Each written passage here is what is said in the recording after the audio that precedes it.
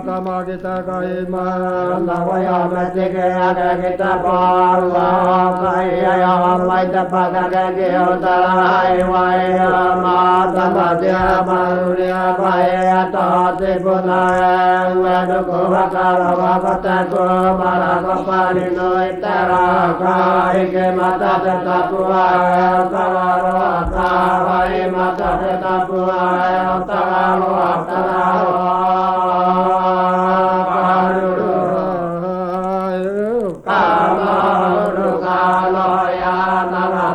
Mai ke wara kota otu kota ore koi na tua ma kota laro ata tua pautene kai ta koko na tara mai hawai ke kota ruaya komarune wale kino kana ya pani kakawa kita waya mari ke kana rumaka biara na mata kana mata tata te atali hara yoka agate no garata te devara na ga kwa wa tua ta hira wa tua rua ga to pe ai ra kota mata no kota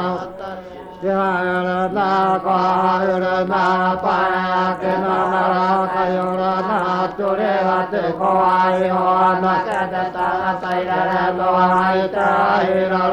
ra ma ra ro ka ta ka ka ru na tu ka ta ra ne ka ro pa pa ka ta ta tu ai re ro pa ye ka no ai ma tu a to la ta nai ta ma na wa ka pu re te a ta nai ta ma na wa ka ta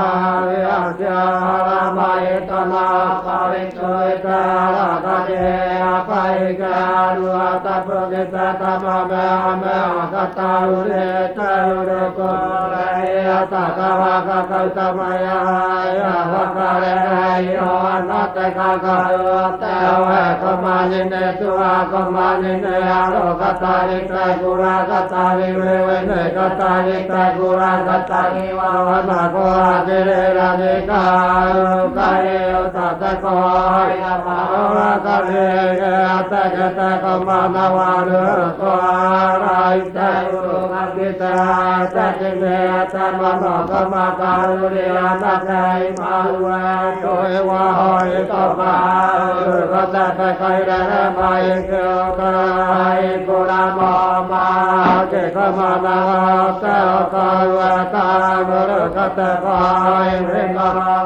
Tua Vai Hamati Ke Angkata Tua Malaya Raji Kopeke Awati Kano Yale Rua Kodure Terani Kata Kaira Rote Karuna Tiko Tiko Yale Koparuta Terani Kapa Tayo Tetaru Teputura Taidua